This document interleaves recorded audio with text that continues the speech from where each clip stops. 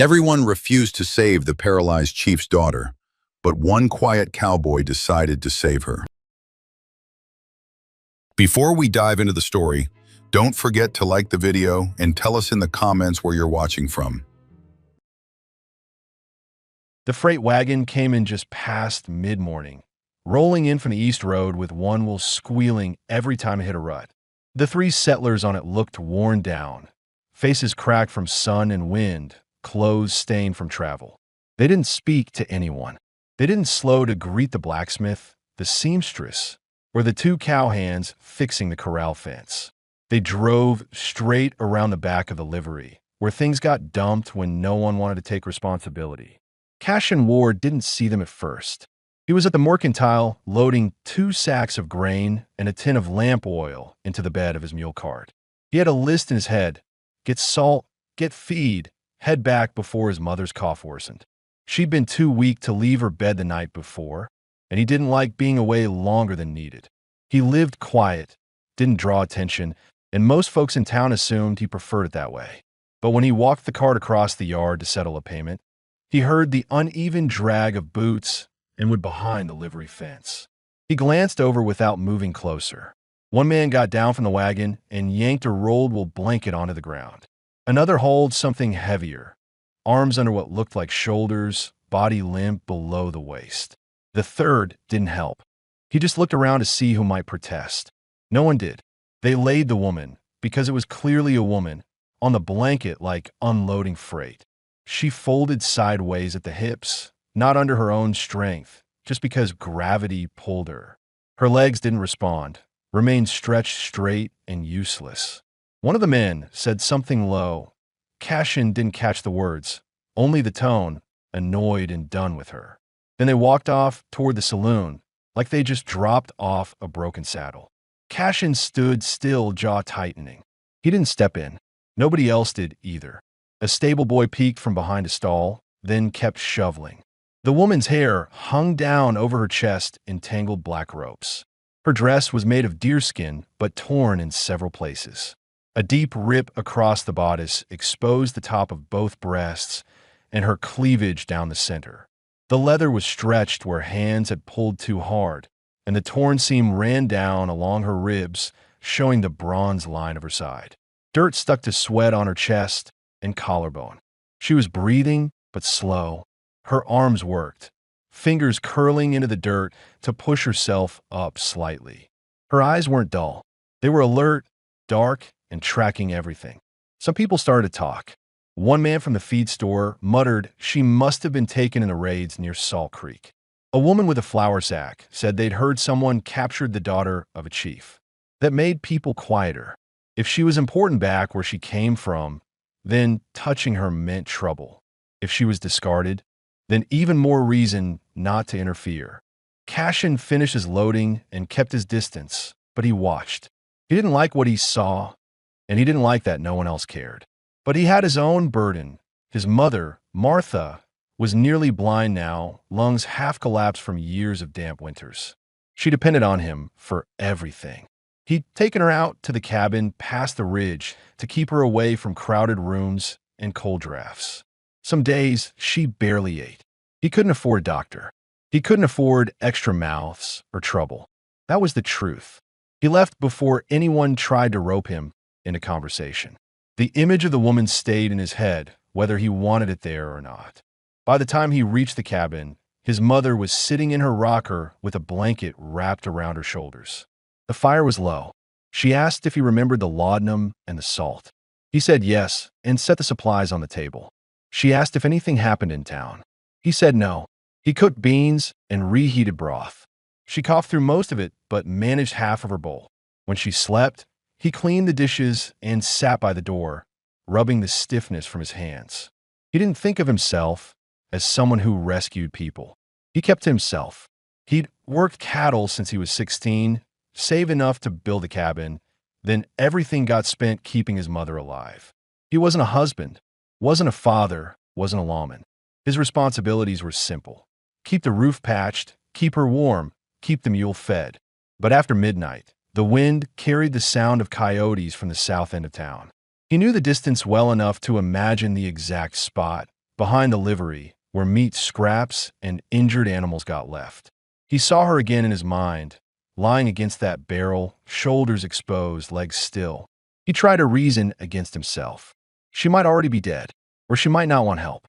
If he brought her home, he'd be inviting the whole town's judgment and maybe Apache trouble. He was already stretched thin with his mother. His cabin was small. He didn't even have room to put another bed. He sat in the dark long enough for the fire to burn down to coals. His mother wheezed softly in her sleep. When he finally stood, his decision formed without ceremony. Before dawn, the sky still black at the edges, he lit a lantern but kept it dim. He saddled the mule and tied on a folded blanket and a water flask. He didn't bother writing a note. If someone followed, they'd follow. If she was alive, she wouldn't last another day left on the ground. As he rode back toward town, he didn't think of himself as a savior. He thought only that leaving her there would eat at him worse than the consequences of bringing her away. He'd lived long enough to know which regrets stayed with a man. This one would. So he went. The town was quiet, no lamps lit yet. Frost touched the troughs and fence rails. He led the mule around the back of the livery yard, heart thudding harder than seemed reasonable. He wasn't afraid of a fight. He was afraid of failing twice, once by walking away and again by arriving too late. He didn't know her name. He didn't know if she'd even look at him. But when he stepped off the mule and lifted the lantern, he hoped, for the first time in a long time, that he hadn't waited too long. Cashin tied the mule to a fence post before stepping closer. The ground was cold and hard, frost layered over packed dirt. He kept the lantern low so the light wouldn't catch from the street. The wagon yard was empty except for a few chickens roosting under the water trough and a stray dog sniffing at a pile of rags. He didn't hear breathing at first and braced himself for the possibility she'd died in the night. When he came around the feed barrels, she was still there, half on her side, one arm curled under her chest, the other around her waist like she'd been warding something off, even unconscious. The torn deerskin dress had slipped lower across her breasts. The neckline stretched from being dragged. Dirt streaked across the curve of her chest and along the exposed skin at her ribs. Her hair was tangled and matted at the ends, some strands caught under her shoulder. Her lips were dry. Her legs hadn't moved from where they'd been dropped. Cashin crouched and set the lantern at his feet. Her chest moved, barely but steady. Her eyes stayed shut, but he could see dried blood near her hairline and bruises along her upper arm. He checked for rope burns on her wrists. There were faint marks, but they weren't fresh, which meant she'd been bound earlier and then handled roughly. The townsfolk had said she was paralyzed from the waist, but he needed to know for himself. He lifted the hem of the dress slightly at her thigh. There were no fresh breaks or splints, just deep bruising and faint discoloration, signs of an old injury. He touched her calf lightly with 2 fingers. No response. He tested her arm instead, lifting it a few inches and letting it rest back. Her breathing changed a fraction. She wasn't deeply unconscious, just exhausted or weak from dehydration. He reached for the water flask and poured a little into his palm before touching it to her lips. It took a moment, but she swallowed once, slow and uncertain, as if she was waiting for it to turn into pain. Her eyes opened halfway. They didn't widen in fear. They fixed on him with alertness, like she was trying to measure if he meant harm. She didn't flinch. Her breathing quickened, then steadied. Cashin spoke low, steady. "I'm getting you out of here. Don't fight me. I can't drag dead weight quiet." She watched his mouth, understanding tone, if not words.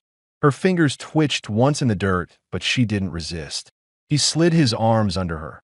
One across her back, the other beneath her legs, though they gave no help. Her body was cold where the dress was torn and warm where the skin was covered.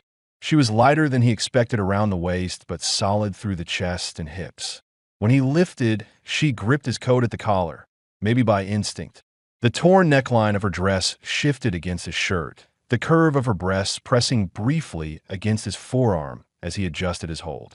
He carried her to the mule, and later, as carefully as he could across the folded blanket he'd tied to the pack frame. Her legs stayed limp, so he positioned them to one side and tied them lightly with another cloth to keep them from slipping. The breath she let out wasn't fear. It was relief or pain he couldn't tell. He doused the lantern and tied it back on the saddle ring. Before mounting, he took a last look around. No windows lit, no footsteps, no dogs barking. He climbed up behind the mule and pulled her gently against his chest so she wouldn't fall. Her head rested against his shoulder, hair brushing his jaw. The torn side of her dress gaped where the seam had split along her ribs, and he pulled his coat around her to block the wind. The ride back was slow. The mule didn't like the extra weight, and Cashin kept the animal quiet with a steady hand on the reins. The woman stayed conscious most of the way, breathing unevenly into his coat. Once, he felt her fingers curl into his shirt like she was testing if she could hold on. He didn't speak. Words wouldn't do anything here. His mind turned over what would come next. His mother was sick but still aware. She wouldn't turn this woman away. But the cabin was small, and there was only one cot besides his mother's bed. He'd have to build something low near the stove. He thought of water, clean cloth, food, and how to lift her without reopening bruises. He also thought of the town, the way people looked without acting. If anyone saw him take her, rumors would start before daylight. Some would say he wanted her for himself. Others would call him reckless for bringing Apache blood into his home. A few might warn the sheriff or the traders who crossed paths with native patrols. He considered all of it and didn't change his mind. By the time the first light started to show over the ridge, the cabin came into sight. Smoke from the night's fire drifted from the chimney. It meant his mother hadn't woken and tried to stand on her own. He dismounted and lifted the woman again, her body heavier now that she wasn't bracing at all. She didn't cry out, but sucked in a breath when his arm brushed the exposed skin at her waist where the dress had torn. He pushed the door open with his boot, careful not to knock her head against the frame. Inside, the dim firelight fell across Martha, ward asleep in her rocker, shawl pulled up to her chin. She didn't stir. The cabin was one room, plus a small nook where he kept his tools and gear. He laid the woman on the braided rug near the stove at first, then pulled the extra cot frame from behind a trunk. It was low and sturdy enough. He folded a wool blanket over it and lifted her onto it one careful shift at a time. She watched him with half-lidded eyes, not trusting, not panicked, just watchful. When he pulled his coat off her, she shivered and her hand went to the exposed part of her chest as if to adjust the torn dress. He pulled a spare wool wrap from the shelf and covered her from collarbone to shin. She let her eyes close then, only after. Martha stirred and sensed movement. Her voice was thin and cracked. "Who's that?" Cashin crouched at his mother's side and spoke quietly. They dumped a woman behind the livery. She was still breathing. "I couldn't leave her." Martha blinked her clouded eyes toward the cot. "She hurt. Badly." He glanced over his shoulder. Legs don't move. Bruising everywhere. Dress is all but shredded. Martha didn't ask why or how. She just said, "You give her water?" "Yes." "Then cover her decent and feed her when she wakes." Cashin nodded, the tension in his shoulders easing a fraction. His mother didn't question his choice. She never had when it came to what was right over what was easy. He knelt beside the cot and checked the woman's breathing again. She slept now, shallow but steady. Her hair had fallen across her face, and the neckline of her dress still gaped where the rip had widened. He adjusted the blanket higher so it wouldn't slip while she slept. Only then did he let himself sit back on the floor, back against the stove frame, eyes on both her and the door. His mind ran through what needed fixing: food, water, bandages, something for the pain. And he wondered if she would understand that he hadn't brought her somewhere worse. He also knew town wouldn't stay quiet. Someone would notice by noon that the body behind the yard was gone. Questions would follow.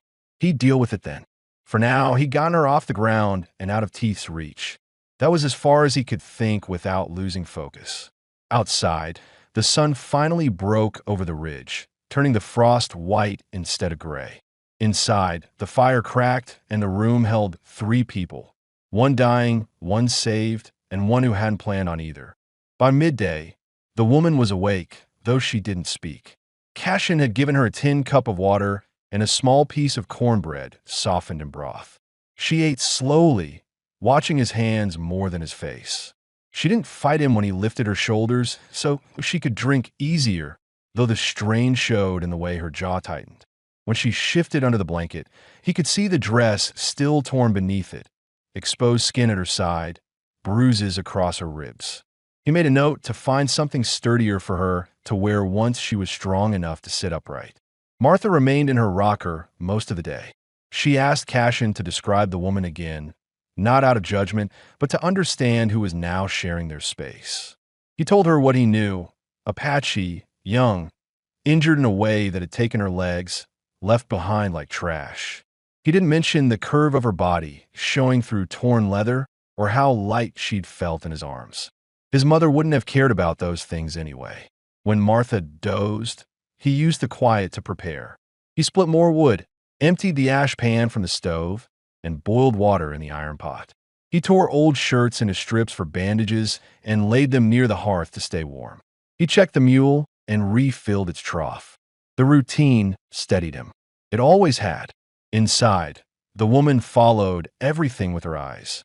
When he came back from outside, she tracked the sound of his boots across the floor. When he set a folded towel beside the cot, she looked at his hands, not the cloth. Her English didn't surface, but she wasn't lost. He could see her mind working. Near late afternoon, he noticed her testing her fingers against the blanket, moving her hands to grip the edge and push herself a few inches up the cot. She stopped when it caused pain across her abdomen. He stood by the table and said evenly, "Don't tear yourself up worse. I'll build a support for your back tomorrow."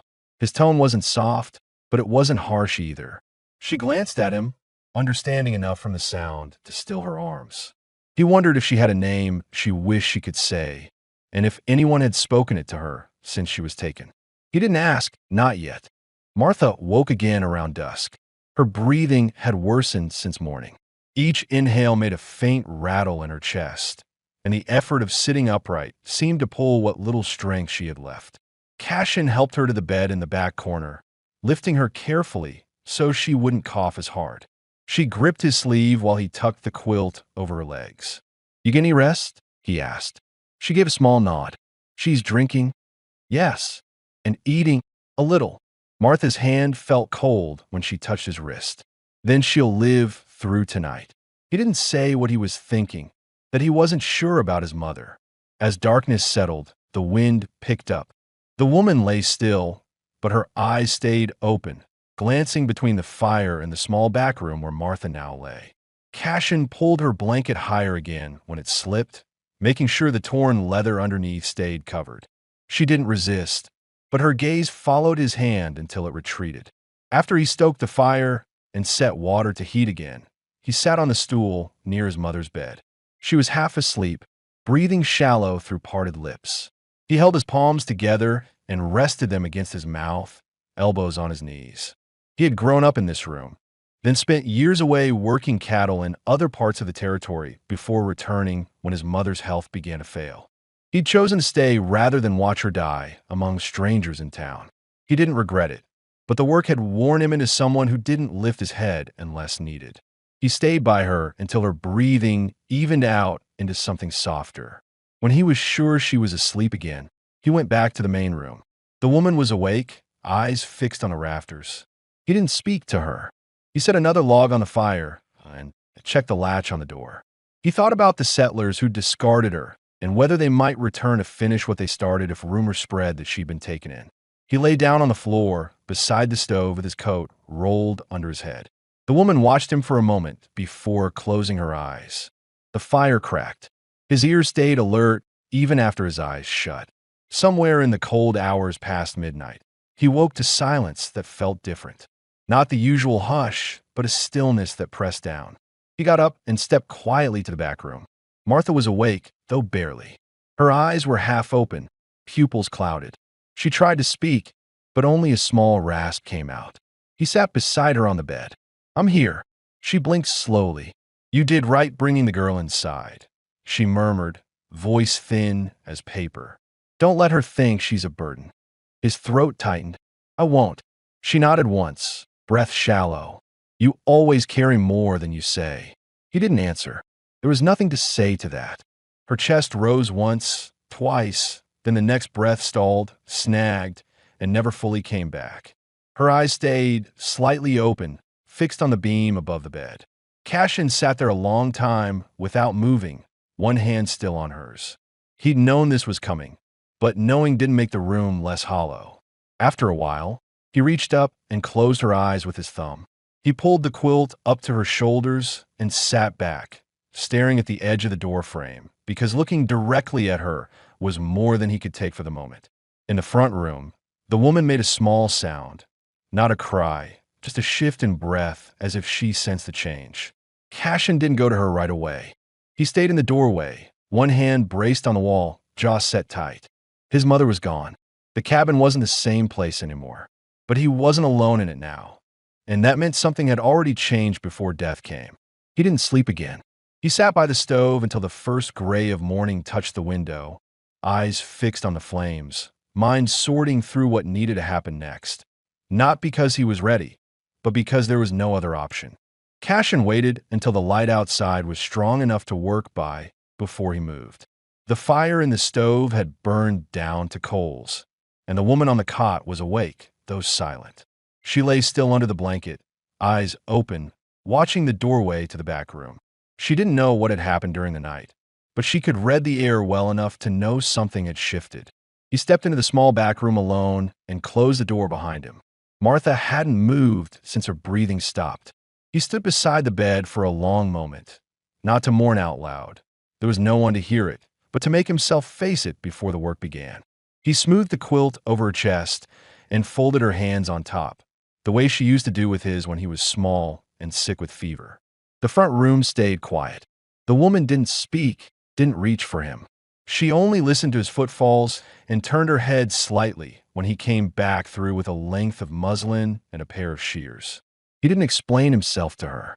Explanations were for comfort, and he didn't have any to spare.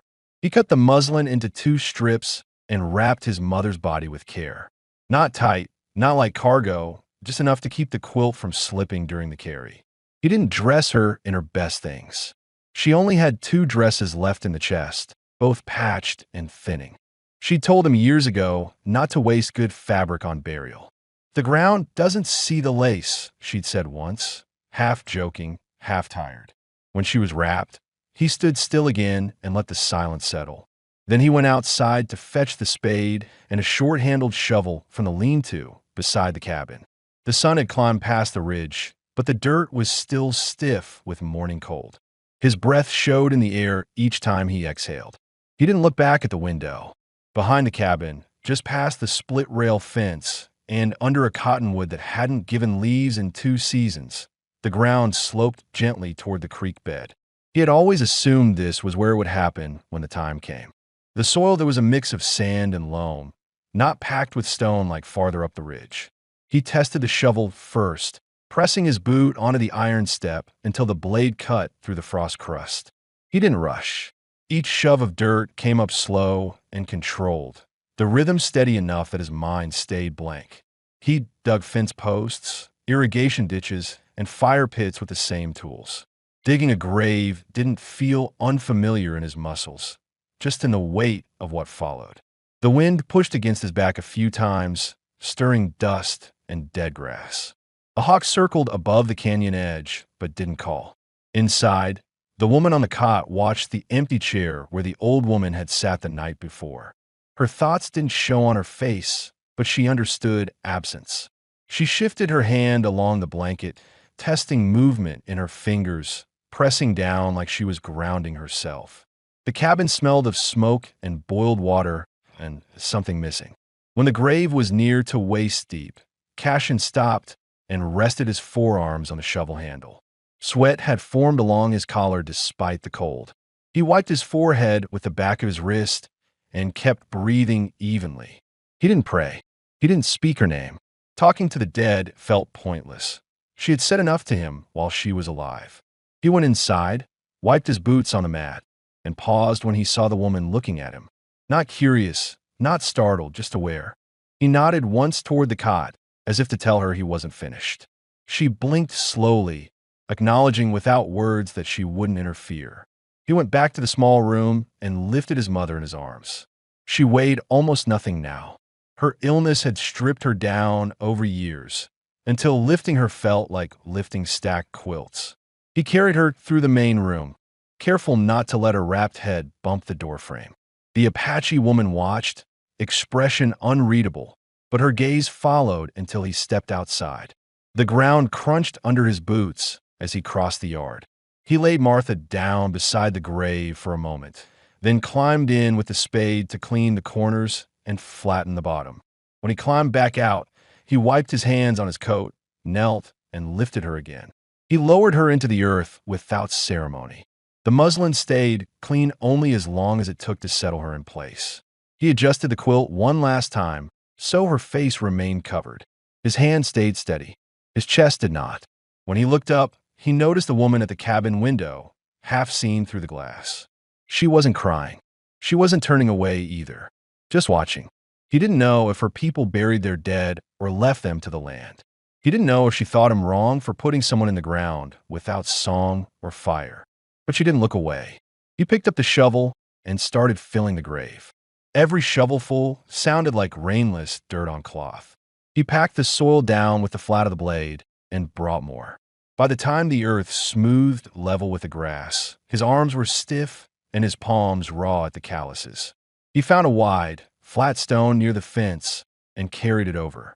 He set it upright at the head of the grave, pressing it into the soil until it held. No name carved, no date, but he'd know where she was, and nobody else needed to. He stood there until his breathing steadied and his shoulders stopped shaking from the work. Then he wiped his hands on his trousers and went back inside. The woman lay where he left her. She didn't pretend to sleep or look away. Her eyes tracked him from the door to the stove. He set the shovel by the wall and knelt to stoke the fire. Minutes passed in silence until he spoke, voice rough. She's buried behind the cabin. The woman's breath caught once in her throat. Not a cry, just a change in rhythm. She looked toward the door and then back at him. Cashin sat on the floor across from her and leaned against the trunk of firewood. He didn't expect her to say anything. He had never expected his mother to last much longer, but expectations did nothing to ease the quiet that followed. He reached for the metal cup still on the table and filled it with water from the kettle. He held it out to her. She pushed herself up with her elbows and took it carefully. Her fingers brushed his hand for a second, firm and warm, with more strength than the night before. She drank half and lowered it to her lap. He watched her for a long moment. You'll stay here until you can sit up on your own. After that, we'll figure the rest. He didn't know if she understood the words, but she watched his mouth and his eyes, and something in her shoulders eased slightly. Outside, the wind shifted direction, blowing colder from the ridge. The cabin creaked once, as if something had been lifted out of it. Cashin looked at the empty rocking chair by the stove, then at the cot. The house felt wrong without his mother's breathing in it, but he didn't let that show on his face. He stood, wiped his hands on his pants again, and said nothing else. The woman lay back slowly, eyes still open, and for the first time since he'd found her, she didn't look like someone waiting to be discarded again. Inside that cabin, with a grave fresh in the yard and a stranger under his roof, Cashin understood one thing with certainty. Whatever life looked like from this day forward, it would not be the same one he carried yesterday. The cabin felt different the morning after the burial. The silence wasn't the same kind as before. It wasn't just quiet, it was hollow. The chair by the stove sat empty, the quilt folded wrong without the weight of his mother's legs over it. Cashin didn't stare at it long. He moved like a man who couldn't afford to stall, even though nothing in him was ready for the next step. The woman lay awake on the cot, eyes following him as he stoked the stove and added fresh wood. Her breathing was stronger than the day before, though fatigue still dragged at her eyelids. The blanket he'd pulled over her had slipped again in the night. When he bent to lift it back over her chest, he saw how the torn deerskin beneath was barely held together across her ribs. The neckline still gaped low, the rip at her side showing the shape of her waist and the soft curve at her hip. There was no way she could keep wearing it without freezing or exposing herself every time she moved. He straightened and looked toward the trunk against the wall, the one holding the last of his mother's things. He stood there a long moment before opening it. The lid creaked. Inside were folded garments she hadn't touched in months. 2 worn dresses, one faded blue calico, the other a brown wool with a torn hem she'd meant to mend. He pulled the wool dress out first and checked the front. The neckline was higher and the sleeves long enough to cover bruises. It wasn't beautiful, and it wasn't sized for the woman's build exactly, but it was better than the shredded hide clinging to her body. He didn't announce his intention. He carried the dress to the table, set it down, and then filled the kettle with water. She watched him, eyes narrowing slightly, studying every move. She didn't seem frightened, just ready to bolt with her arms if she still had legs to run. He crouched near the cot, not too close. His voice stayed even. Your clothes won't hold another day. I'm not leaving you in them. This will cover you. She followed his gaze to the wool dress, then back to him. She didn't answer, her English either missing or locked behind silence. But her jaw flexed once, like she was weighing offense against practicality. He continued, slow and clear. I'll help you change. I'll keep the blanket over you. I won't touch what I don't need to. She held his eyes longer than before. No fear there, just calculation. After a beat, she gave the smallest nod. He didn't make a show of it. He pulled the blanket higher over her chest, then reached beneath to find the seams of the ruined dress. The leather ties down the side were snapped, the bodice split where someone had torn at her. Her skin was marked with hand-shaped bruises and faint scars near her thigh, a history no one bothered to ask her about before abandoning her. He cut the remaining ties with his pocket knife, slow so the blade wouldn't nick her. When he peeled the leather down from her shoulder, she tensed once, gripping the edge of the cot with her fingers. He paused, gave her a second to steady her breath, then lowered the torn garment in pieces, keeping the blanket over her the entire time. He didn't look at what wasn't necessary to see. He'd seen enough of what other men had already taken. When the old dress was ready, he slid his arms around her back and lifted her enough to pull the wool over her head. She helped with her left arm, threading it through the sleeve, though her right arm moved slower. The fabric hung loose around her waist, but covered everything the leather hadn't. She sank back, breathing harder from the effort. He adjusted the blanket over her again.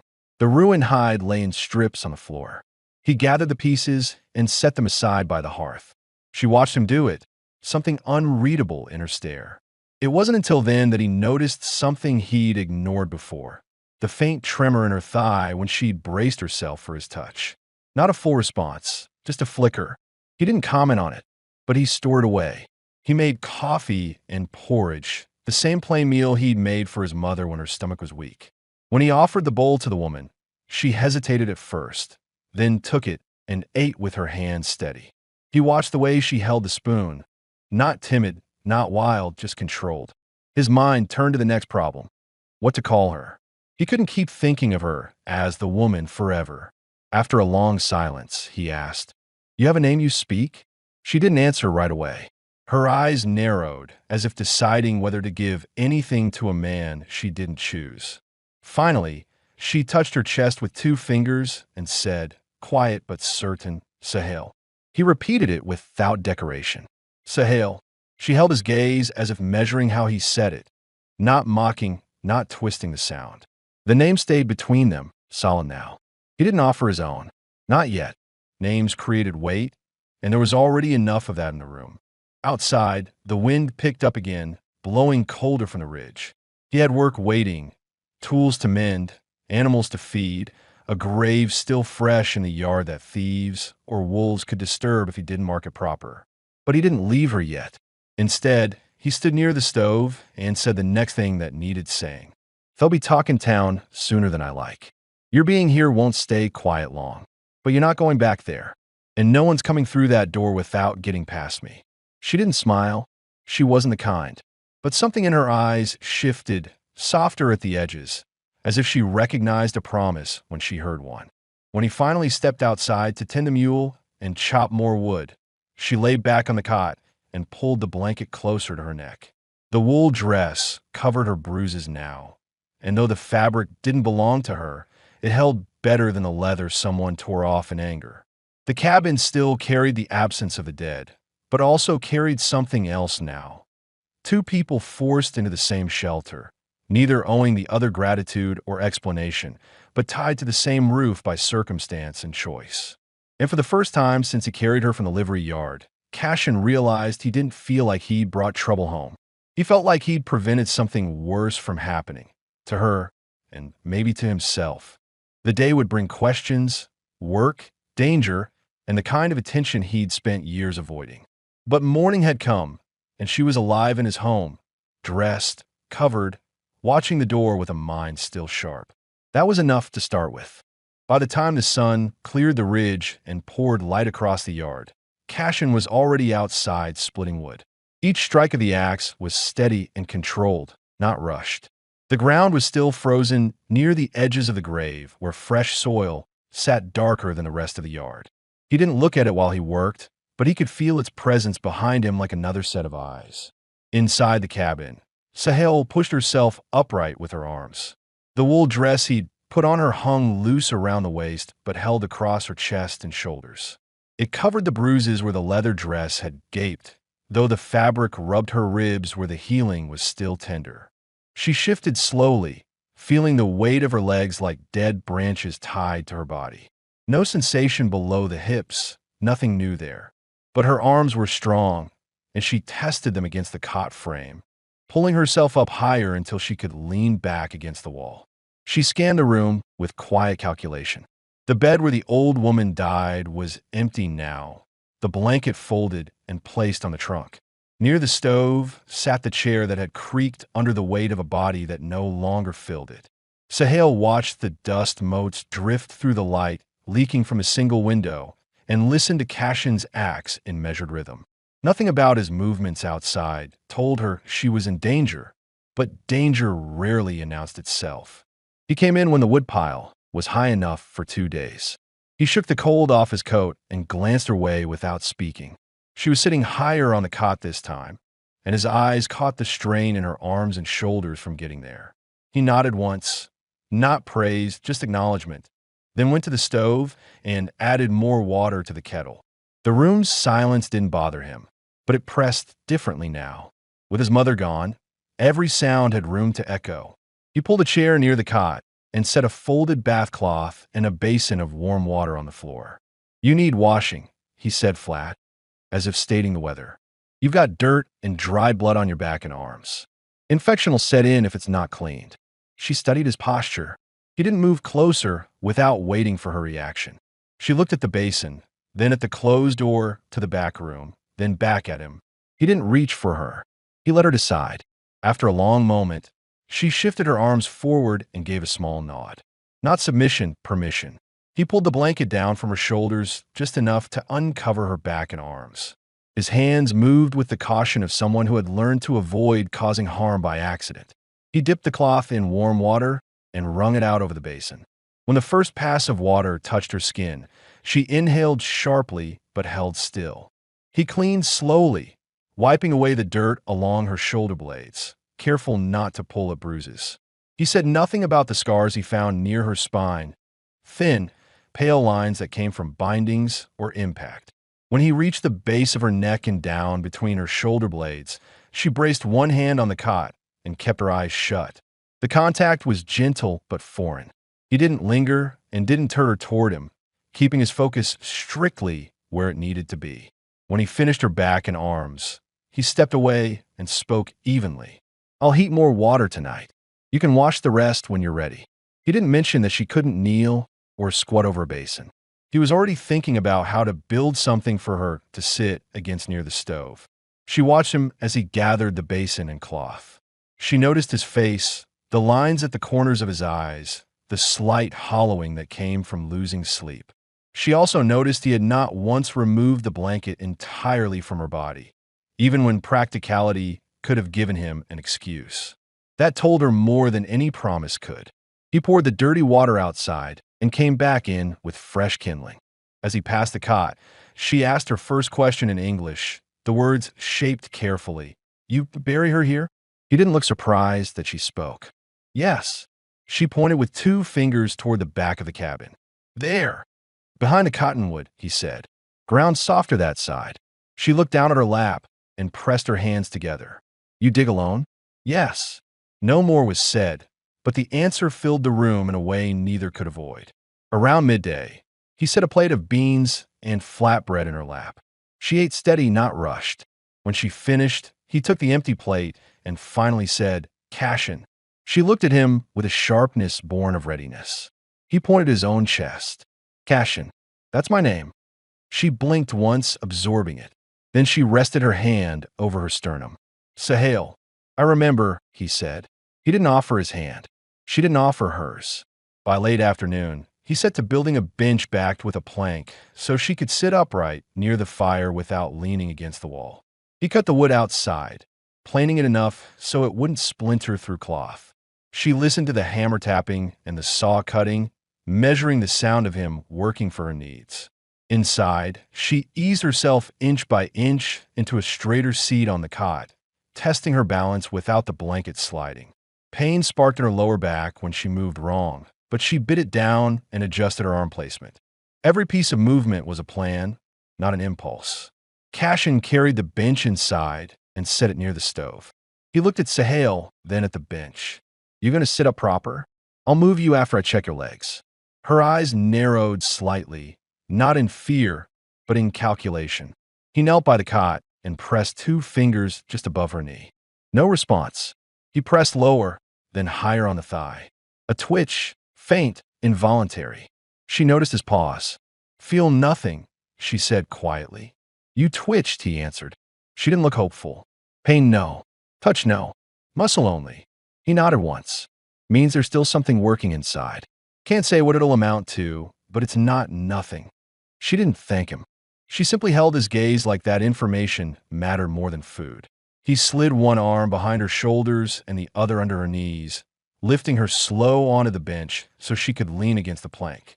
She gripped his arm once as he moved her, not to hold him back, but to brace herself. When he set her down, her back straightened and her breathing eased. It was the first time since he'd brought her inside that she'd been upright without lying on her side. She sat still, arms folded in her lap. He adjusted the blanket over her legs and stepped back. He didn't look at the grave through the window. He didn't look at the empty corner where his mother's bed had been. He looked at the living person in front of him, who was now dressed, propped, fed, and still breathing because he had chosen not to walk away. Before sunset, he stepped outside to check the fence and the mule. While he was gone, Sahel traced the grooves in the bench with her fingers, learning its shape. Where her hand slipped to her thigh, she pushed down firmly with her palm. No feeling, but she kept pressing anyway, as if mapping the body she could no longer command. Cashin returned with a small sack of nails and an old sheepskin. He laid the sheepskin across the bench so the wood wouldn't rub her back raw. She didn't thank him for that either, but she shifted against it, testing, and didn't look away. Night fell. The wind changed again. He lit one lantern and closed the shutters. She stayed upright until her arms trembled from holding her posture. When she finally slumped forward, he carried her back to the cot without comment. She lay on her side, facing the stove. As he covered her legs, she spoke once more, voice low and certain. "Town come?" He didn't lie. "Yes. Someone will ask questions soon." "What do you say?" "That you're not theirs to touch, and you're not leaving with them." She considered that, then turned her head slightly on the makeshift pillow. "You fight for me?" He met her eyes. "I already have."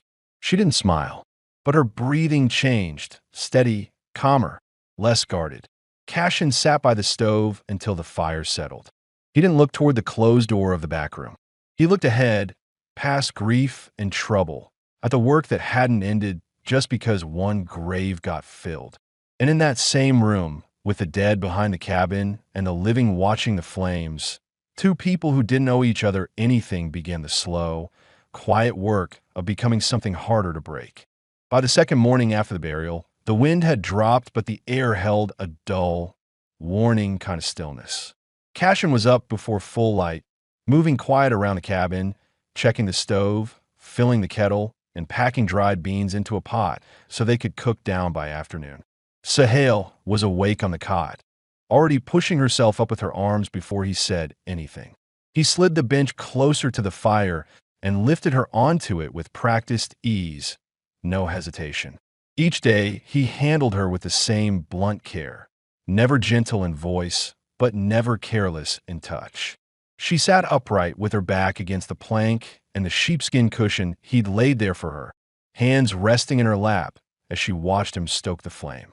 Her hair hung loose down her back, and though the wool dress was still too big at the waist, she'd learned how to fold it under the blanket so it stayed in place. There was no shame in how she carried herself. Whatever had been done to her before he found her hadn't stripped that from her. When the fire was settled, Cashin stepped outside to check the mule and the fence near the cottonwood. He glanced once at the grave, fresh dirt darker than the rest of the yard, the flat stone marking the head. He didn't linger there.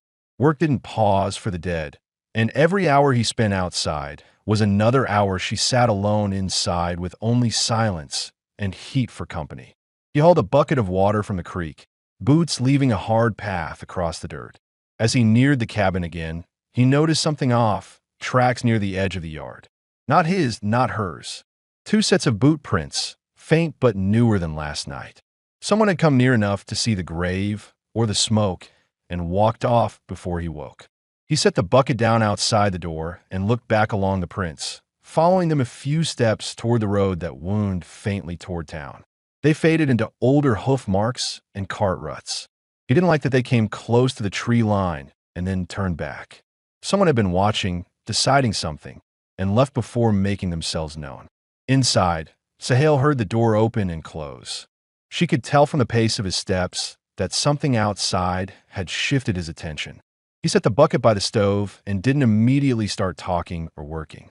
She watched him peel off his gloves and hang them near the fire. "You hear anything?" he asked, not looking at her yet. She shook her head once. No sound but wind. He nodded. "Tracks out by the ridge path." Someone came close. She didn't tense, but she shifted her arms, grounding herself on the bench. For her. She meant Martha. Maybe. Or for you. He didn't soften it. She didn't show fear, but her eyes darkened. "They come here, you send them away?" "I don't send. I turn them back," he said plainly. Her gaze stayed on him, searching his face to see if that was something a man said for comfort or because he stood by it. She must have found her answer, because she looked away and adjusted the blanket across her legs. He spent the next hour in the lean-to sharpening an axe and sorting tools. Through the window, Sahel could hear the rasp of metal and the thunk of what being shifted. She traced the bench's edge with her thumb and studied the pattern in the floorboards and the door hinges, memorizing the ways out and what sounds belonged to him. Noon neared before he noticed movement on the road. A single rider, horse moving at a steady, unhurried pace. Cashin stepped to the window and squinted against the light. The man wore a brown coat, hat pulled low, rifle sheathed at his saddle. Sheriff Alden. Cashin recognized the horse more than the man. Sorrel with a white blaze down the nose, same one always tied up outside the saloon on supply days. Cashin didn't swear or reach for his gun. He just rolled his shoulders once and stepped outside before the sheriff could dismount. Alden reined in at the fence but stayed seated, glancing at the grave and then at the cabin door. "Heard about your ma," he said. "Figured I'd check if you needed a word spoke over her or marker set." "She's buried," Cashin said. "Stone's set. No preacher needed." Alden nodded, not offended. "You do it alone?" "Yes." The sheriff looked toward the cabin again. "And the Apache woman?" "Folks in town are saying she's gone. Woke up yesterday and no one could find her body." "You know anything about that?" Cashin didn't flinch. "I know I found a woman left like trash behind the livery. I know I brought her out before coyotes did worse than men already had." Alden exhaled, slow, through his nose. "You bring her here, Cass." "She's here. You planning to turn her over to any tribal riders if they come asking? Or keeping her hid?" Cashin's jaw worked once. "She's not property to trade or return." Alden studied him. "Town's stirring. Some think you're holding trouble. Some think maybe you saved yourself a woman when no one was looking." Cashin took a step closer to the horse. "Any man comes up here thinking that can walk himself back down with whatever's left of his teeth." Alden didn't challenge that. He shifted in the saddle. "I'm not here to drag her out or haul you off. I'm here so you know eyes are on you now. If the men who left her come back and find her gone, they'll raise hell, and hell tends to leak past property lines." Cashin nodded. "They won't take her back, dead or alive." Silence sat between them a moment. Then Alden said, "You need anything for her? Cloth medicine? I'm not blind to what was done to her." Cashin didn't answer right away. Asking for help meant debts or questions. But he wasn't about to let Sahel lie in fever if infection set in. "Clean bandages," he said. "Cooking salt. That's all." Alden gave a short nod. "I'll send it with the stage driver. But if riders come asking for blood over her, I can't promise I'll get there before they do." Cashin stepped back. "I won't be waiting on you." The sheriff tugged the reins and turned the horse. He didn't look back as he rode off. Cashin watched until the rider disappeared past the stand of pines, then finally re-entered the cabin. Sahel looked at him, reading his face before he spoke. "Townsend man?" she asked. "Sheriff," he said.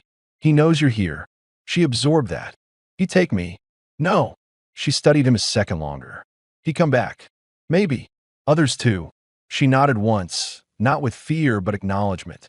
Cashin crouched by the stove, stirring the beans so they wouldn't burn. "You need a better place to sit. Bench won't do forever. I'll build something with arms you can lean on." She didn't argue. Her eyes moved to the door, then to the back room that now held no one.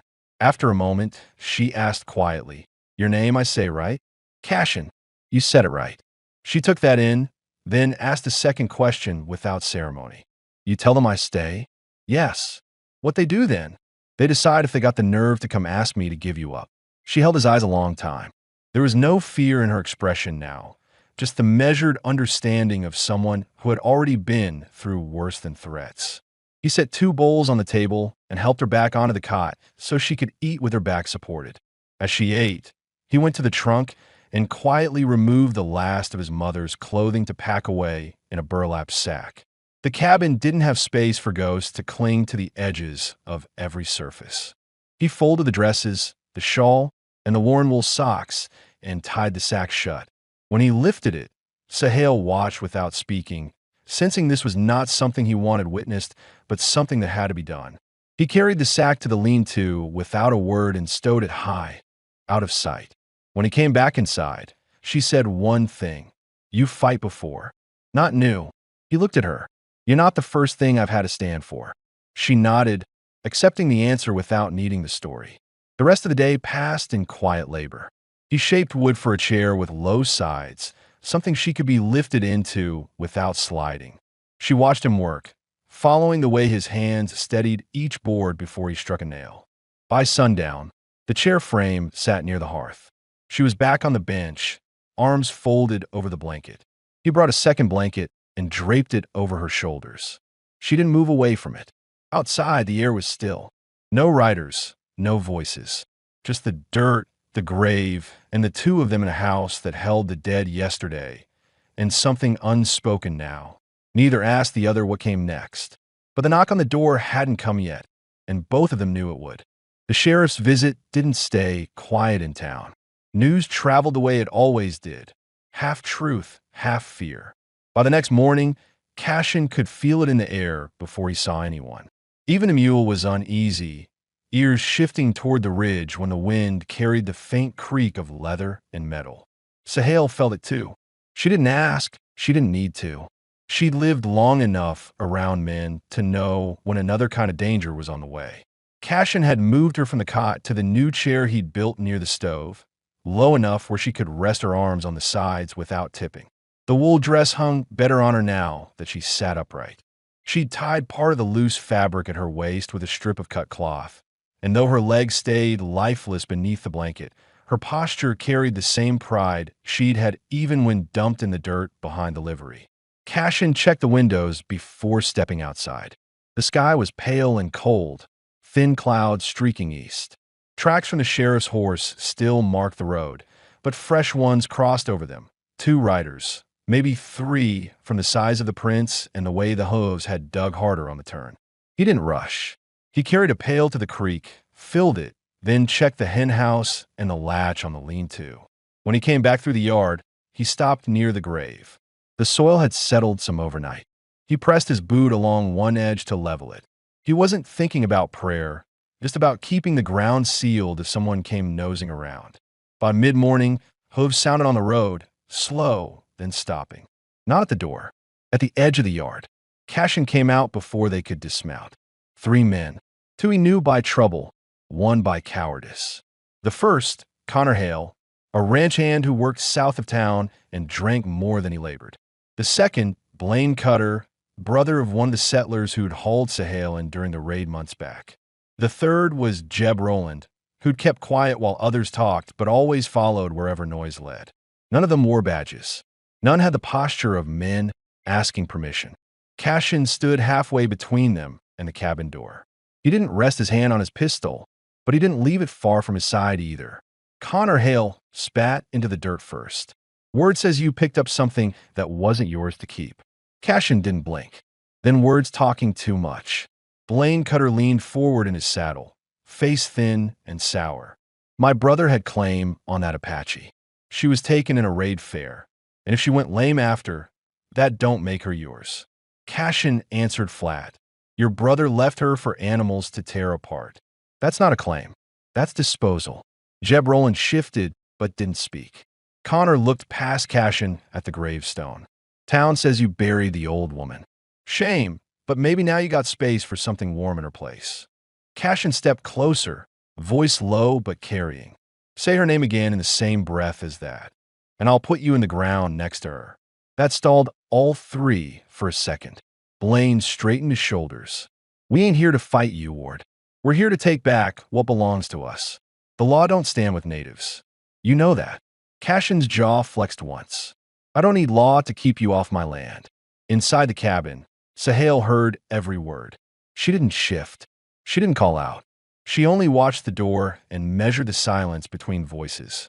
Her hands rested on the arms of the chair, fingers relaxed, but ready to brace if he brought someone in hurt. Outside, Connor dismounted first, boots crunching over the hard dirt. You can hand her over easy, or we can walk in and take her. Either way, she ain't staying here. Cashin didn't move back. His tone didn't rise. You walk toward that door, and you won't make it halfway. Blaine Cutter slid off his horse too, hand near the knife on his belt. You think the sheriff's gonna side with you when town starts yelling, you keeping an Apache woman for yourself? Folks already saying you gone strange since your ma passed. Cashin's eyes narrowed. Sheriff won't get here fast enough to help you. Jeb Rowland hesitated in the saddle, glancing at the cabin window as if expecting eyes behind it. None showed. Cashin let the silence stretch until it felt heavy. Then he took one step closer to Blaine. You touch anything I brought out of that yard, and I'll take your hand off at the wrist. You understand me. Blaine sneered, but his boots didn't move. Connor looked at the grave again. Dead mother, half a cabin, and a crippled woman who don't speak your tongue. You're gonna get yourself killed over something that ain't even whole. Cashin didn't raise his voice. She's more whole than any of you. That landed like a thrown rock. Jeb dismounted then, not out of courage, but because he didn't want to be the one still sitting if a shot got fired.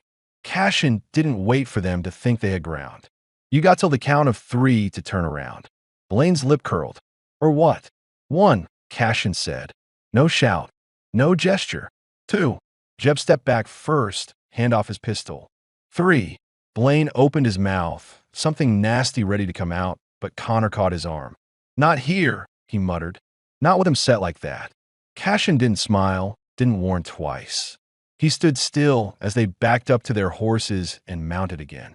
Before turning, Blaine called out, You'll regret this when the rest come asking.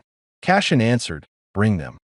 They rode off without looking back, dust kicking up behind the hooves. Cashin watched until the road swallowed them. Inside, Sahale didn't ask what was said. He entered the cabin and shut the door with a solid push, not a slam. His pulse had steadied by the time he crossed to the stove. She studied his face for signs of blood, bruises, or breaks.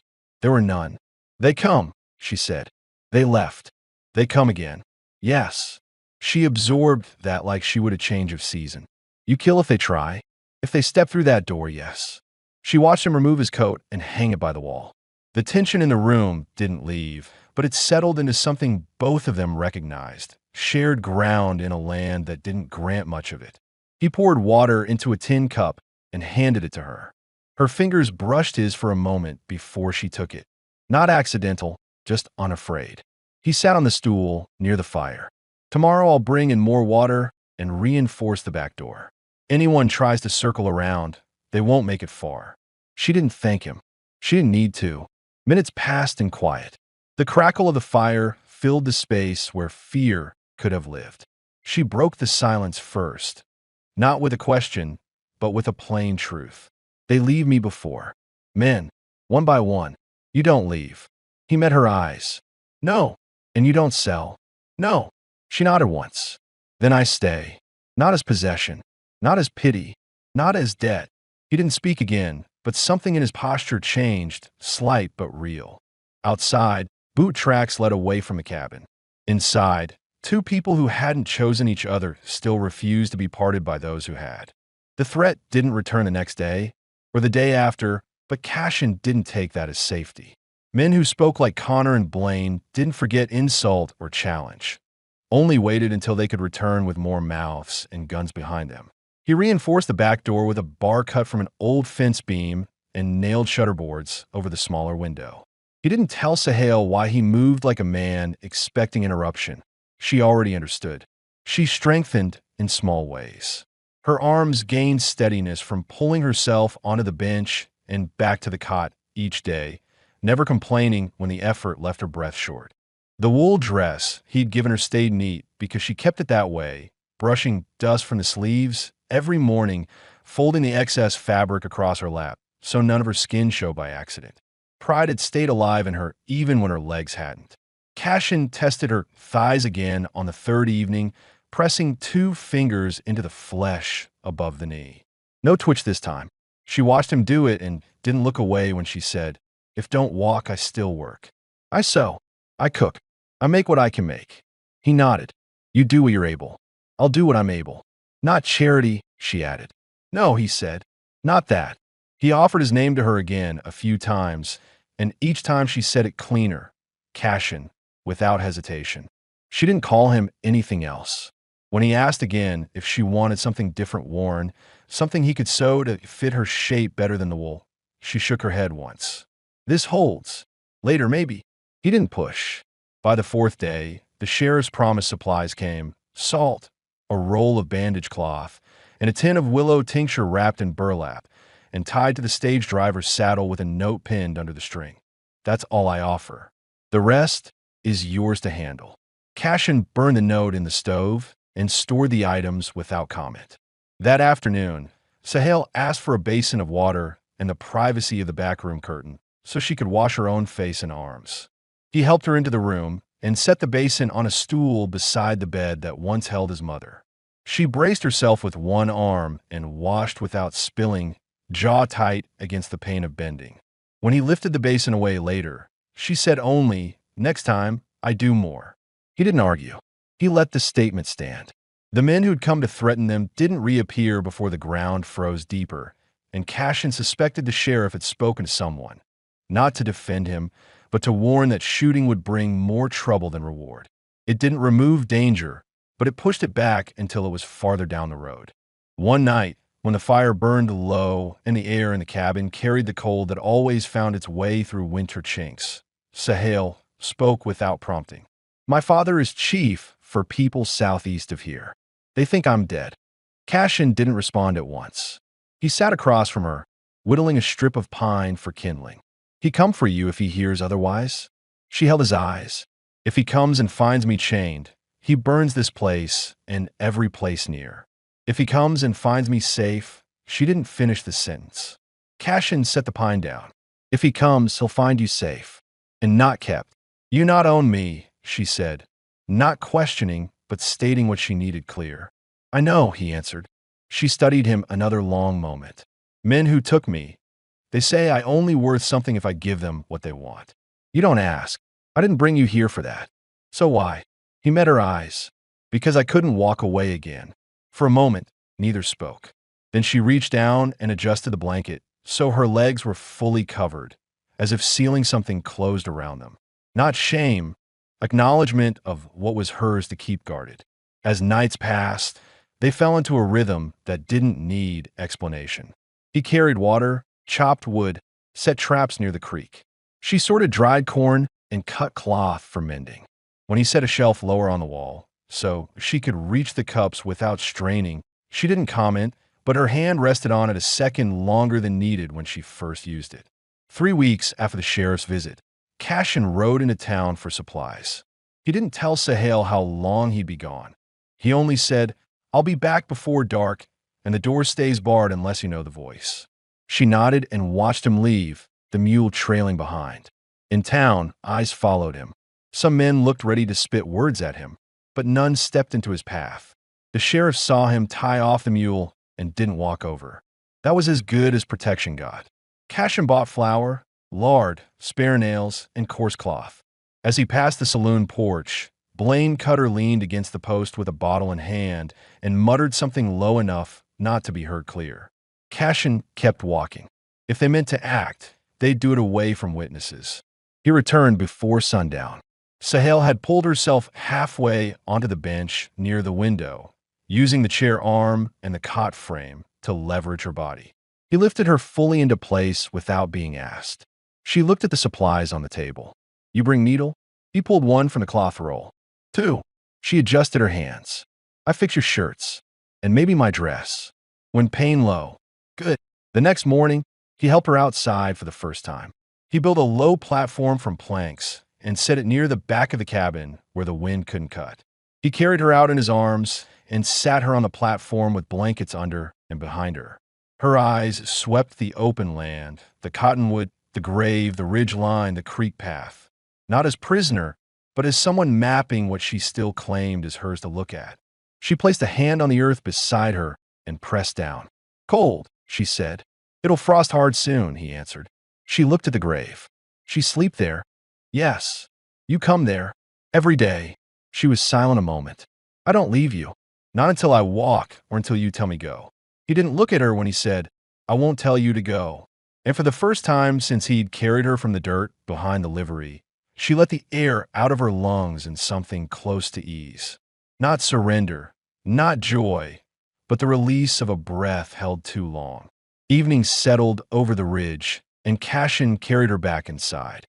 The firelight marked their shadows across the floor, his tall and solid, hers seated and unmoving below the waist, but not small.